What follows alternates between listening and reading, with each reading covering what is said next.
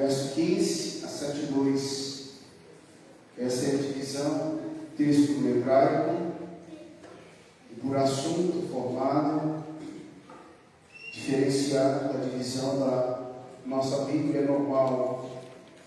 Então, Oséias capítulo 5, do verso 15 ao capítulo 7, versículo de número 2. Irei e voltarei para o meu lugar até que se reconheçam culpados e busquem a minha face.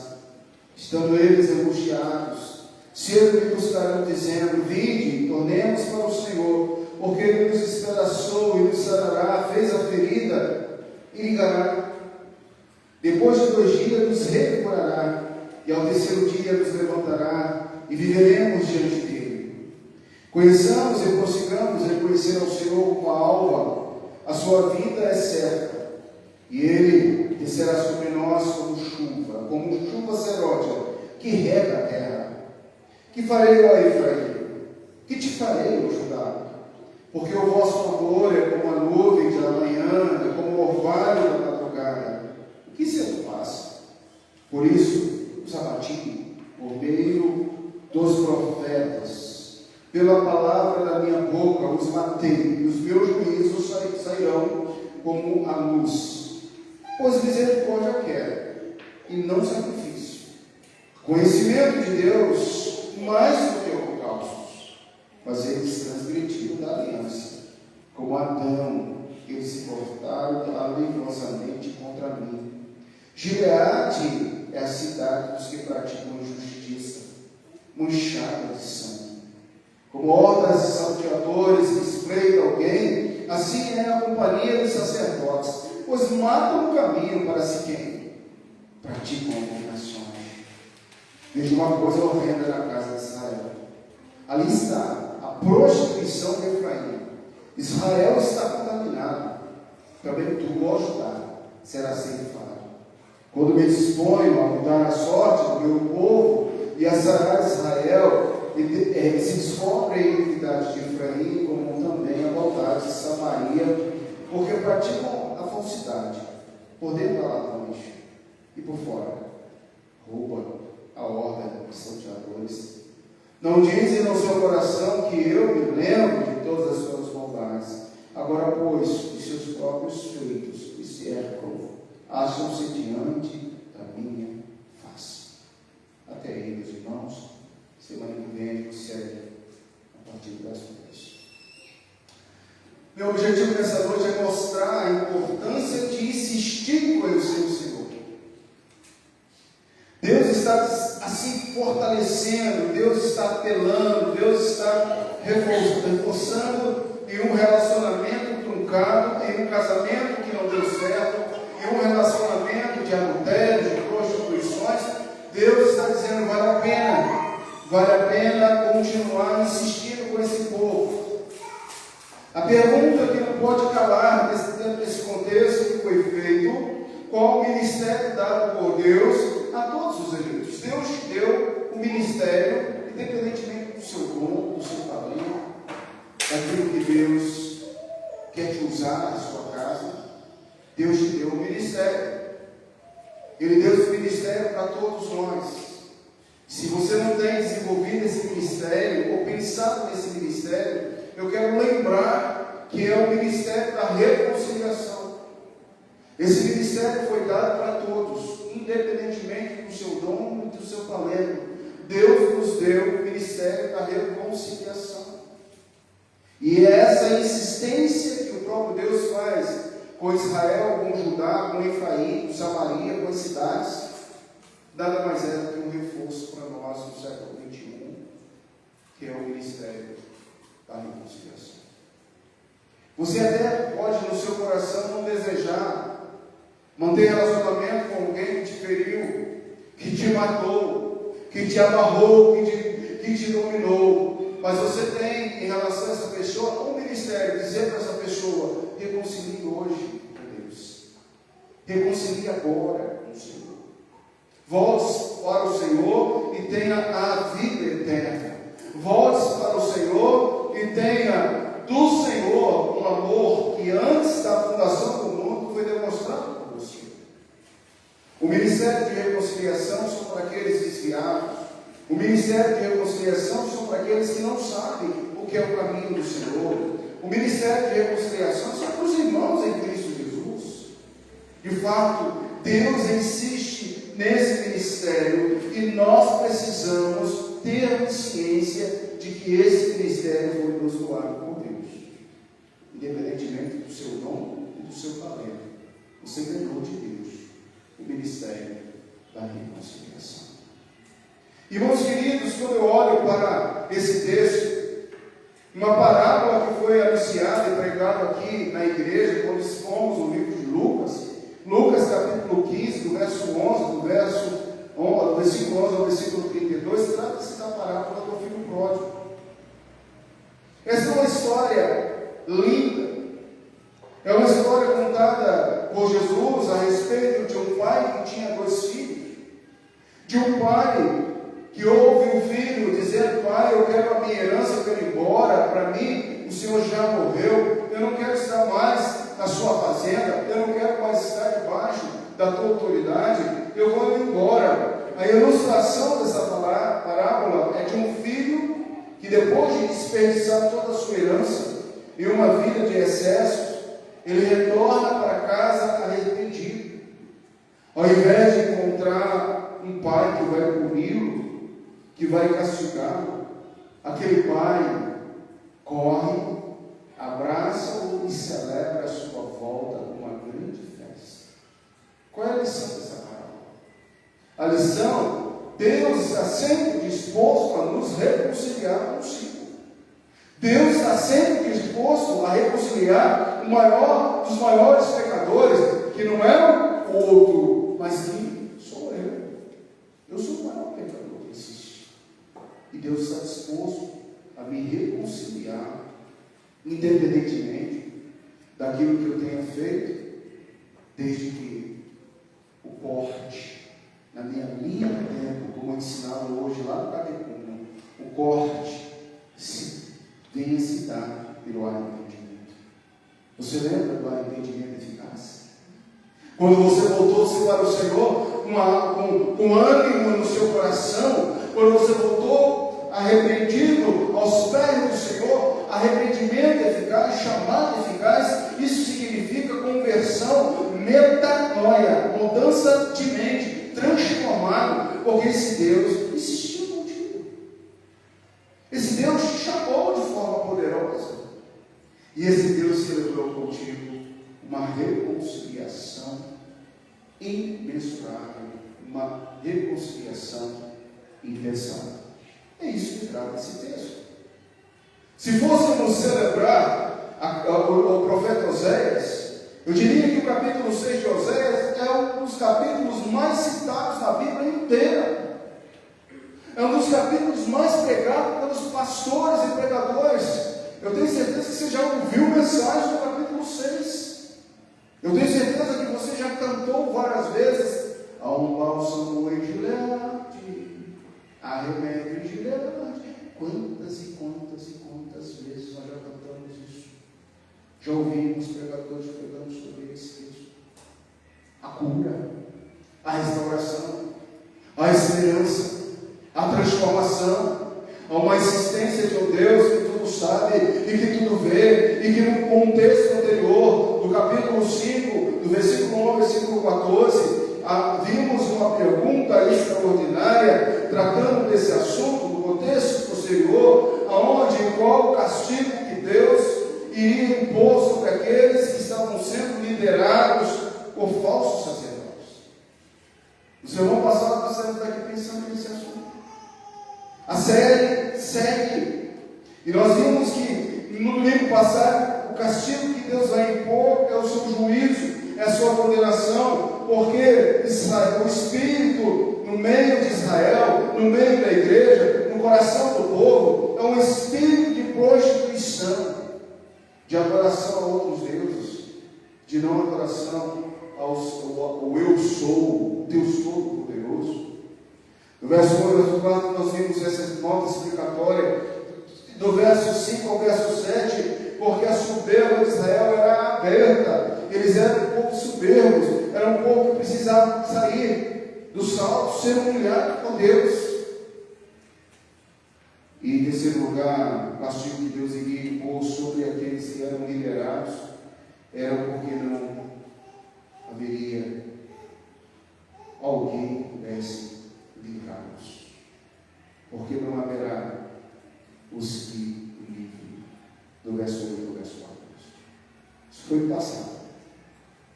É preciso hoje fixar os olhos a partir do verso 15. É preciso insistir em conhecer o Senhor, e essa é a reconciliação que Deus anela. E voltarei para o meu lugar, até que se reconheçam culpados e busquem a minha face, estando eles angustiados, secos, me buscarão.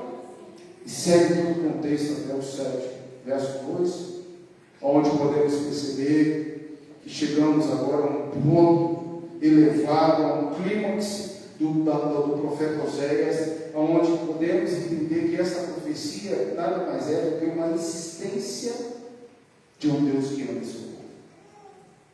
A insistência de um marido que casa com uma mulher de vida não fácil, uma família literalmente não agraciada. E Deus diz para Oséias: vai e ame de novo. Vai e cuide de novo. Veja se isso não foi o que Jesus fez por todos nós. Vai e morra por cada um de vocês que estão nessa noite. Chegamos agora, irmãos, e vamos mergulhar quase imediatamente em um vale mais escuro, um salto no escuro, do que qualquer outro que tenhamos encontrado até agora dentro do contexto. Tivemos primeiramente uma visão e esqueci. Agora vamos ver momentaneamente um alvo em que vale a pena alcançar e defender até o meu último suspiro de vida, até o seu último suspiro de vida. A sua meta, o seu alvo é prosseguir conhecendo a Deus. Está chegando a hora em que nós vamos estudar o Tratado das Religiões, as Institutas de Calvino. Está chegando a hora. Então eu espero que toda a igreja esteja preparada para agosto de 2025. Anote aí na sua agenda. Agosto de 2025. Quando vamos começar a estudar as Institutas de Calvino. Quando vamos começar a estudar aquilo que Calvino chama de primordial, que é quanto mais conhecemos a Deus, menos nos conhecemos. Quando eu estudei esse instituto, eu fiquei pensando, por que Calvino, ele parte da antropologia, ele parte do homem, ele não parte da teologia, ele parte de você, ele parte de nós, e ele vai diminuindo a antropologia, o ser humano, ele vai minguando a nossa característica de ser, para que você se sinta um vermezinho de Jacó, para que você se sinta uma gotinha que cai dos céus, para que você se sinta o maior pecador, para que você possa olhar para a sua natureza e possa entender que você não é nada diante de um Deus todo-poderoso, diante de um Deus que revela-se, diante de um Deus que quer ter relacionamento com você. Quanto mais eu conheço a Deus, diz Calvino, menos eu me conheço. Mas isso é coisa para agosto de 2025. Venham participar. Partiremos da natureza para chegar na natureza de Deus. Quando eu olho para esse texto, eu vejo que a natureza de Deus, ela é representada através do pacto das obras, das leis, que é a perfeita e pessoal obediência do homem a Deus. Acabamos de ler na liturgia que ninguém é capaz de cumprir os 10 mandamentos. Catecismo de Edberg coloca isso aí: se ninguém é capaz de cumprir os 10 mandamentos, por que Deus deixou a lei? Você percebeu? Por que eu tenho que guardar a lei? Está escrito no boletim. E o boletim coloca para nós aqui motivos pelo qual, veja aí, você deve, primeiro, para que durante toda da vida, conheçamos cada vez mais e melhor a nossa natureza pecaminosa. Deus é santo, mas você é pecador. Deus é puro, mas nós somos impuros. Segundo, a lei existe para que sempre sejamos zelosos e oremos a Deus pela graça do Espírito Santo, a fim de que sejamos cada vez mais renovados, segundo a imagem de Deus, até que, depois desta vida, alcancemos os objetivos, a saber, a perfeição. Então, irmãos, quando eu observo que a lei existe para um processo didático, pedagógico da nossa vida, eu tenho que extrair o tema dessa noite, que está no versículo 1 do capítulo 6. O tema dessa noite é voltemos para o Senhor. Capítulo 6 diz: vinde, tornemos, voltemos para o Senhor. É preciso sempre dizer ao crente: volte para o Senhor. É preciso sempre dizer para o seu amigo: volte para o Senhor. É preciso sempre dizer para o seu maior inimigo: volte para o Senhor. É preciso sempre ter em mente o ministério da reconciliação. Reconciliar é voltar para o Senhor, é retornar para o Senhor. Esse ministério da reconciliação Deus deu para todos. Voltemos para o Senhor. Em primeiro lugar, do verso 15 ao verso 6.6, coloque o seu dedo no versículo 6, do verso 15 ao verso 6, esse bloco, esse parágrafo aqui. Volte para o Senhor até que se reconheçam culpados. Há um dolo na sua vida. Há uma culpa. Que culpa é essa? Capítulo 5, verso 6. Veja: esses irão com seus rebanhos e o seu gado à procura do Senhor, porém não acharão. Ele se retirou deles. Essa advertência anterior que nós já falamos sobre a natureza de não encontrar o Deus Todo-Poderoso. É essa advertência dada a Israel de que um dia buscariam o Senhor, mas não encontrariam. Não o acharão se ele se retirou deles, como eles devem voltar-se para o Senhor. Examinemos agora dois lados dessa situação. Primeiro, a retirada sobre um certo ângulo. Isto é exatamente o que a esposa inconstante merece, uma vez que tratou seu verdadeiro companheiro de maneira frívola, absoluta. Agora Oséias tem que procurar essa esposa. E Deus havia falado no tratamento que ela merecia. Mas mesmo na explosão emocional do capítulo de número 12, que já vimos aqui, já pregamos, com ameaças de fome, de desgraças, com castigos merecidos, 2, verso 13, se você voltar: castigá-lo-ei pelos dias dos Baalins, os quais queimou incenso, se adornou com as suas arrecadas e com as suas joias, e andou atrás dos seus amantes, mas de mim se esqueceu, diz o Senhor. Castigá-lo-ei essa nação que adora outros deuses, castigá-lo-ei aqueles que dobram os seus joelhos a Baalim, dando resumo de uma longa lista de experiências penosas. Tudo isso derreteu-se numa linguagem de apelo e cortejo, no qual o verso 14 do capítulo de número 2 diz para nós assim: portanto, eis que eu a trairei e a levarei para o deserto, e lhes falarei ao coração. Então nós tivemos o sermão que o deserto é pedagógico. Você lembra disso? Então o próprio Deus estaria levando, atraindo esse povo para falar ao seu coração. Portanto, irmãos, quando nós observamos todo esse texto, o livro pode perceber e mostrar o anseio de Deus. Deus anseia que os seus juízes tenham resultado, que o povo tenha resultado, e qual seja o caráter desse juízo. Eles são, acima de tudo, a breve diferença de que o uma mãe demonstra para reacender o amor da sua amada. Então, o contexto da ilustração de uma família sem graça, sem norte, perdida, é Deus que faz reavivar o amor entre eles. Mas como entendemos e como devemos entender essa reação de Israel? Então, como Deus descreve no capítulo 5, verso 15, onde você leu: irei e voltarei para o meu lugar até que se reconheçam culpados e busquem a minha face, estando eles ainda angustiados, sempre buscarão, dizendo, o que persegue aqui, e ele cita no capítulo 6, verso 1 ao verso 3, é um modelo de arrependimento, de súplica e confiança.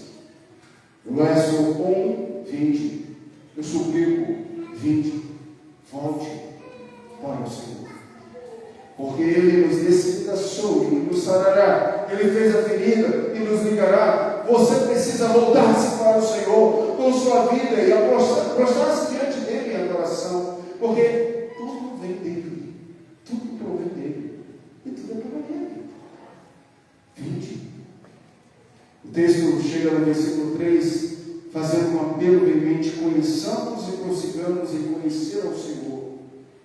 Esse é o apelo descrito de um modelo de arrependimento, de súplica e confiança, mas parece que ele recebe com sérias apreensões, como vejamos nos versículos 4 em seguida. Que te farei, ó Efraim? Agora Deus apele para o retorno.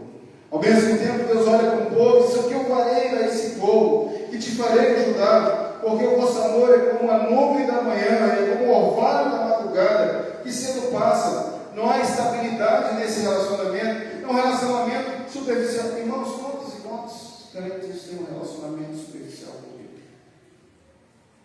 O seu relacionamento com Deus é superficial ou é profundo? É sólido? Quando você ora a Deus, você ora de que forma? Quando você lê a Bíblia, você lê de que maneira? Quando o Espírito Santo fala no seu coração, para você mudar, para você transformar, para você ser uma nova criatura, você é superficial ou você é profundo? Deus está olhando assim: Efraim, ajudar.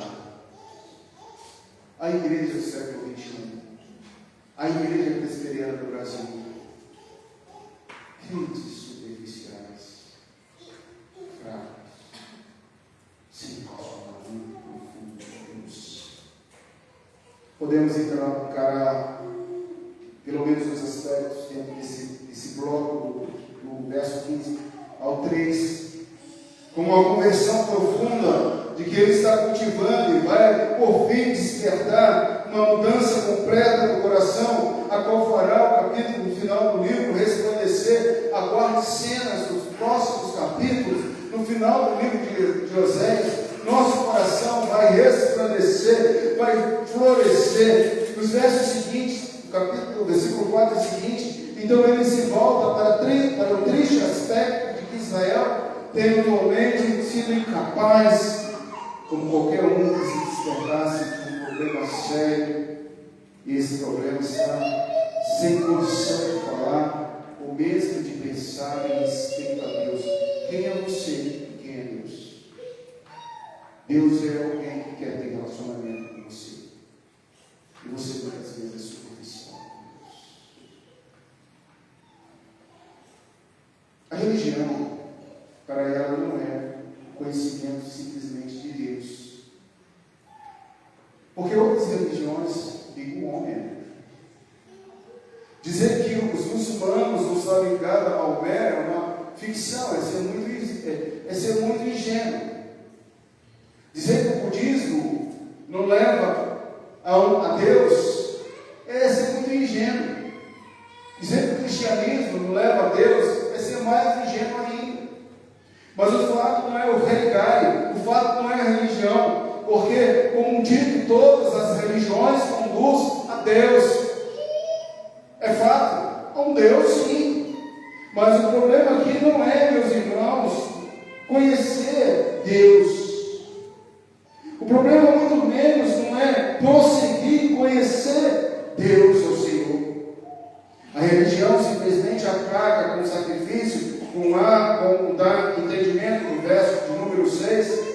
Religiões aplacam sacrifícios, cultos, rituais, como diz o verso 6, porque preparam o coração com forno, e quando estão à espreita da noite, dorme o seu furor, mas pela manhã arde com labaredas de fogo. Religiões levam a um Deus, mas não é isso que Deus simplesmente espera. Então, reverendo, o que Deus espera? No verso número 1, no verso número 3, você tem a resposta de tudo isso.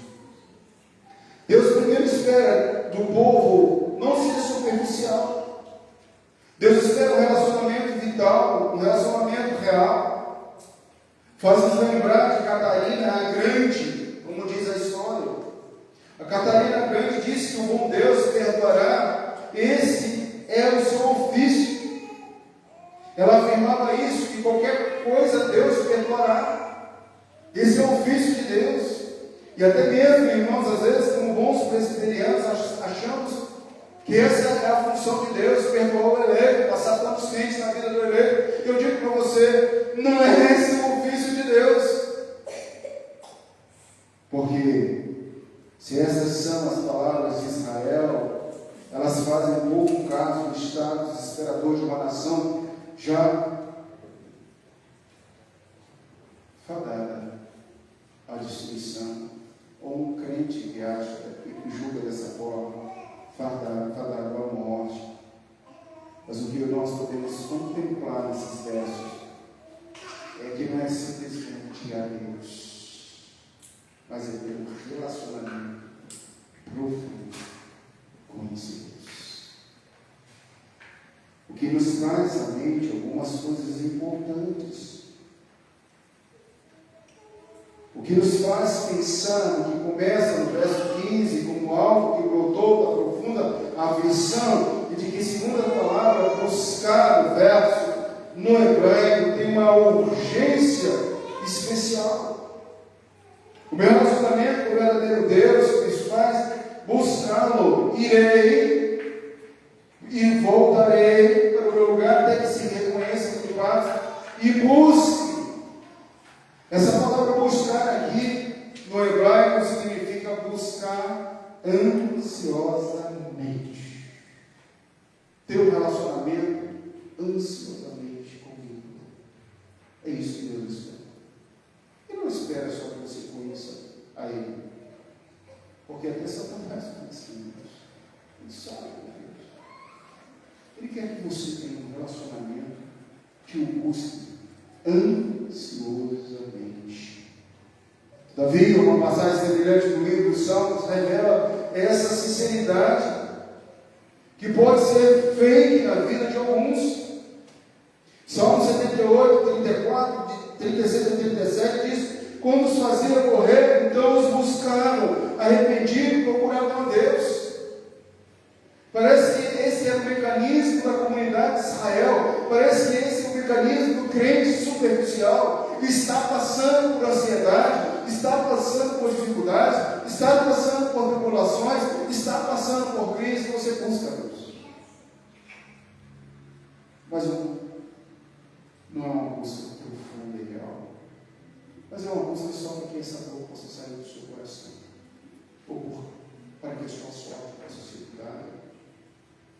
O salmista diz: lisonjeiam-se com a sua porém de boca, e com a língua lhe mentiram, porque o coração deles não é firme para com Deus. Tudo que Deus quer para a sua igreja é que nós, em primeiro lugar, buscamos Ele até que reconhecemos que somos culpados. Até que nós reconhecemos que somos culpados. Entre outros pontos, podemos notar que o versículo 1 ao versículo 3, a palavra que se despedaçou repete a expressão violenta do 5,14. O 5,14, porque Efraim serei como um leão, e como um leãozinho, para a casa de Judá, eu mesmo a despedaçarei. Esse é o contexto. Repete-se, a qual apresenta por trás um trauma da invasão, não não só da selvageria humana, mas também do julgamento, da disciplina de Deus, um modo clássico dessa atitude construtiva para a calamidade merecida ou não. Encontra-se em palavras de José: vós, na verdade, tentaste mal contra mim, falava José hoje aos seus irmãos. Porém, Deus os tornou em bem. Deus os tornou em graça. Toda luta, todo sofrimento, toda dor que você passa, você precisa buscar a graça de Deus. Você precisa encontrar respostas em Deus. E observe novamente o qual radical deveria ser a cura. Fazer curativo, sarar, é uma maneira de expressar num processo de reconciliar com Deus, mas também na restauração da vida. Reflete o melhor ofício dentro desse contexto: eu curarei, eu restabelecerei a condição do homem. Tudo vem, tudo provém de Deus. Podemos admitir que essas palavras são levantar e viver dentro dos contextos que se cercam aqui. No versículo de número 2, levantará e viverá, significa mais do que recuperar-se. Eu recuperarei. Os remanescentes fiéis serão recompensados. Dessa forma, o apelo: conheçamos e prossigamos em conhecer o Senhor, no verso 3, eleva-se decisivamente acima do plano da simples sobrevivência nacional, da simples sobrevivência espiritual para todos nós, de um relacionamento crescente com Deus. A palavra aqui traduzida por sairão, além de ser apropriada, a ideia de uma pessoa que vai fazer uma viagem ou sair de casa para fazer uma compra, etc. Também se aplica ao majestoso surgimento do sol para iniciar o seu caminho, conforme o salmista do Salmo 19, verso 6. Assim como a aurora, assim como um dia nasce, assim será a sua vida. Irmãos, é lindo. Isso é um clássico aí do profeta Oséias, dentro do contexto. E o que nós podemos perceber no verso 6, uma expressão muito valorizada por nosso Senhor. Então o verso 6 diz assim: porque, versículo 6, pois misericórdia quero e não sacrifício. Eu não quero sacrifício, eu quero coração misericordioso. E o conhecimento de Deus é mais do que o sacrifício do holocausto. Esse é um texto gravado no Novo Testamento, onde Mateus 9, 13, 12, 7 repete o que o profeta Oséias está falando aqui.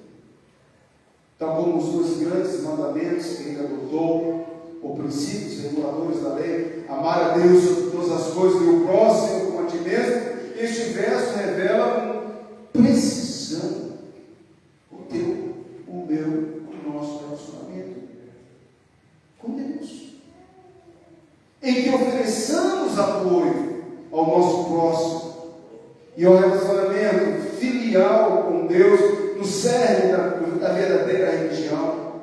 Não é simplesmente levar a conhecer a Deus, mas é fazer de você um discípulo integral do Senhor, um filho adotivo que mantém relacionamento com o Pai, com Deus, com profundidade.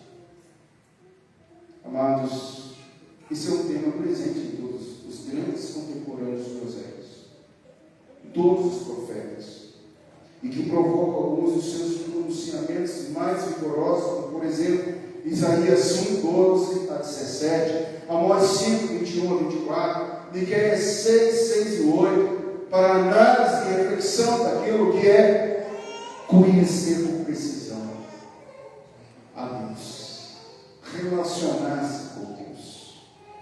Mas nosso texto nos leva a pensar que devemos voltar para o Senhor em segundo lugar, que vai do verso 6, 7 até o versículo, capítulo 7, verso 2, o segundo assunto dessa noite.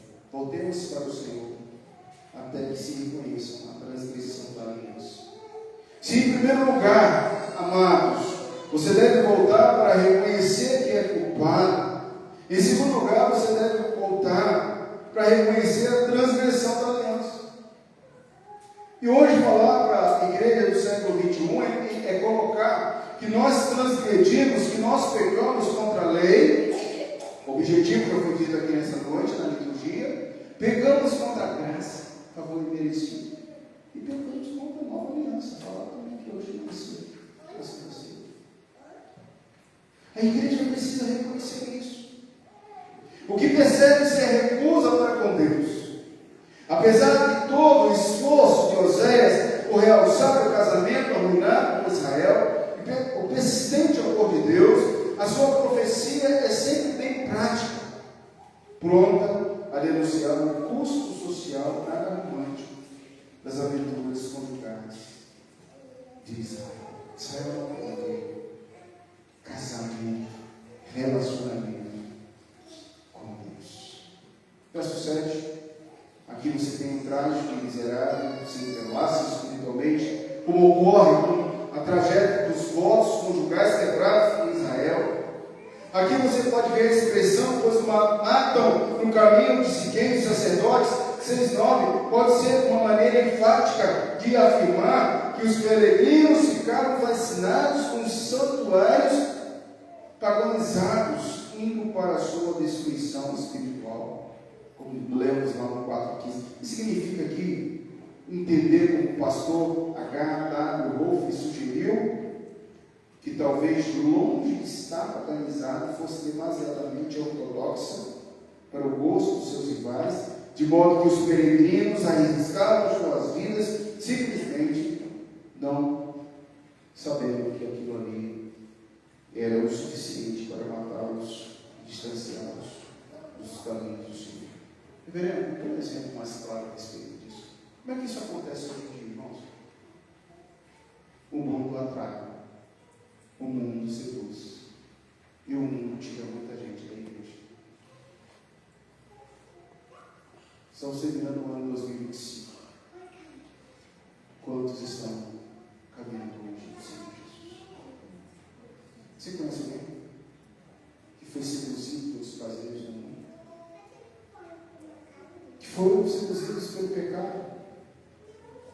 Que estão amarrados, presos às drogas, aos vícios, às aventuras de adultério? Tantos não conseguem voltar mais. Os templos de Baalins seduziram essas pessoas. Cortaram o relacionamento com o verdadeiro Deus. A Bíblia de Nova Jerusalém, quando menciona aqui, porque o contexto fala dos dias de Adão, mas eles transgrediram a aliança com Adão. A BJ traduz Adão como um tratado, como um nome de uma cidade e uma expressão como Adão, o que nos remete realmente àquilo que Adão fez. O que Adão fez, nosso pai? Foi desobediente, transgrediu a lei, foi expulso do jardim, sofreu as consequências do pecado. É considerado como um erro pessoal, hoje deveria ser em Adão, não é como Adão, em Adão. Não há evidência textual para essa mudança que parece esvaziar o versículo de uma compreensão mais vigorosa. Não compreende no contexto hebraico. A BJ faz a mesma frase em Jó 31:33. Mas também podemos e devemos admitir que a ênfase nessa linha aqui é para reforçar a nossa mente que, como ali eles se importaram alevosamente contra mim, contra Deus, fica difícil de ser explicado sem nenhum lugar mencionado como um período da transgressão da lei que foi em Adão. Verso de número 2, 7:2. E mais alarmante de tudo que se parece, dentro desse processo de transgressão contra os pactos, contra a lei de Deus, a rejeição leviana por parte do povo de qualquer possibilidade de julgamento divino tornou-se o arrependimento, uma coisa totalmente fora de cogitação. Deus procura o homem, Deus procura a igreja, Deus procura os remanescentes. Mas essas pessoas não querem Deus, não querem relacionar-se com Deus. Tem a ver com a ironia de muitos crentes. São crentes irônicos, velados ou não, com que época em que escrevia, com conhecimento. Cita aqui a ilustração de um radialista que anunciou que durante um período excepcional de dificuldades e sofria naquela cidade de serviço, uma igreja local pretendia realizar um dia de oração em favor do arrependimento nacional. Para ele, por implicações por mais ambiciosas dos seus ouvintes, Deus estava sendo ridiculamente irrelevante. Porque, irmãos, para Deus, ao contrário de um povo em seus pecados, são de extrema relevância. Parafraseando este versículo, a culpa não se desfaz com Deus. Isso é coisa do homem. O homem acha que com o tempo a culpa vai se amenizando, deixando de existir, mas para Deus não. Para Deus, antes envolve o povo e ele encara a Deus face a face. Foi isso que aconteceu com Davi. Foi isso que aconteceu com Salomão. Foi isso que aconteceu com Pedro. E é isso que acontece conosco. Ah, pastor, o tempo vai curar. O tempo vai curar. Para Deus. Pecado é pecado. Pecado é qualquer transgressão contra a lei de Deus. Voltemos para o Senhor em segundo lugar, até que reconheçamos a transgressão da Deus. Dois assuntos só, dentro desse contexto amplo. Volte para o Senhor, em primeiro lugar, até que se reconheçam que são culpados. E em segundo lugar, volte para o Senhor até que reconheça a transgressão da aliança. A confissão de fé coloca que o primeiro pacto feito com o homem era um pacto de obras. Nesse pacto foi a vida prometida a Adão e nela a sua posteridade, sob a condição perfeita e pessoal obediência. Gênesis 2, 26, 17, ele me deu esta ordem: de toda árvore do jardim comerás livremente, mas a árvore do conhecimento do bem e do mal não comerás, porque no dia que delas comeres certamente morrerás. Adão sabia disso, ele comeu o que ele quis. Você peca porque você quer. Ah, eu sou fraco. Não, não é fraco não. Não existe esse negócio de fraqueza. 1 Coríntios 15, 22, 47, porque assim como em Adão todos morrem, assim também todos serão vivificados em Cristo. O primeiro homem foi formado da terra, é terreno, mas em Cristo veio de cima, veio dos céus. Romanos 10, 5, ora, Moisés escreveu que o homem que praticar a justiça decorrente da lei viverá por ela. Então, volte-se para Deus. Volte-se correndo para a aliança. Concluindo a mensagem desta noite, qual o ministério dado por Deus a você, Leite? A todos nós, o ministério da reconciliação. Assim como vivemos e precisamos, é preciso que voltemos para o Senhor, até que reconheçamos que somos culpados, até que reconheçamos a transgressão da aliança. Os eleitos precisam buscar a Deus. Ele faz esse apelo hoje a você. Volte para o Senhor, porque ainda dá tempo. Ainda dá tempo. É preciso dizer no século XXI ao povo: volte para o Senhor. Aplicando essa palavra, quais os aspectos fundamentais do Senhor para a nossa vida? O ministério da reconciliação é um conceito central no Novo Testamento, especialmente enfatizado pelo apóstolo Paulo, em 2 Coríntios capítulo 5, 18 a 20. Onde ele descreve esta reconciliação sendo uma obra divina na vida da igreja, aos cristãos. A importância desse ministério na Bíblia Sagrada pode ser compreendida através de vários pontos. Primeiro, reconciliação com Deus. Segundo, missão do cristão. Terceiro, reconciliação entre pessoas. Há alguém que você precisa reconciliar, meu irmão? Espera até amanhã, não. Passa um WhatsApp, passa uma mensagem. Reconcilie com essa pessoa. Alguém que você precisa reconciliar o ser humano com Deus. Esse ministério inclui promover a reconciliação entre pessoas, quebrando barreiras do ódio, da discriminação, de divisões. Faça isso. Esse aspecto reflete a essência do amor cristão. Se alguém disser ama a Deus, mas odiar o seu irmão, é mentiroso. Seja você um reconciliador.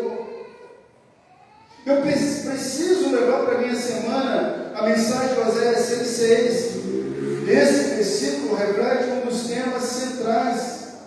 O chamado à fidelidade genuína, ao relacionamento com Deus, o contraste com a religiosidade superficial. O desejo de Deus no coração é o relacionamento, não é simplesmente conhecê-lo.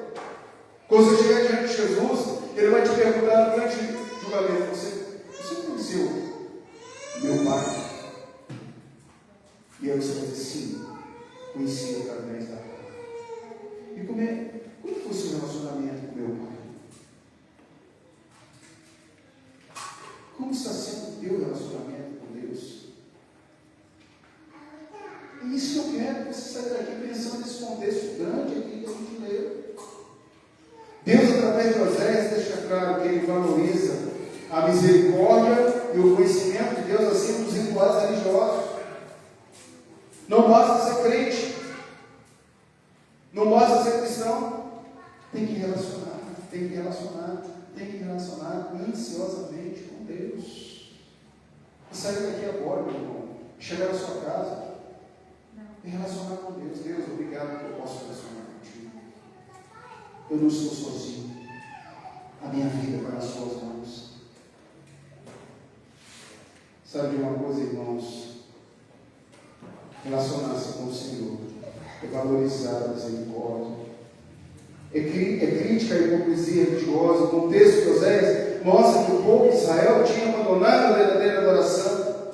Sacrifícios sem transformação moral ou sem amor são vazios. A adoração genuína deve refletir a vida transformada em justiça, em compaixão. Esse tema é repetido em outras partes da Bíblia. Tamanha profundidade é o verso, principalmente o verso 6. Que Deus te ajude. Que você saia daqui com a vontade de praticar a justiça, amar a misericórdia, andar humildemente com o seu Deus, como você tem lidado com esses princípios na sua vida. Deus te abençoe. Amém? Vamos nesse momento fechar os nossos olhos e orar ao Senhor. Deus, obrigado pela palavra de Oséias. Obrigado pela tua palavra, Senhor. Obrigado porque o Senhor requer de nós misericórdia, pois misericórdia quer, não sacrifício. E o conhecimento de Deus, mais do que holocaustos.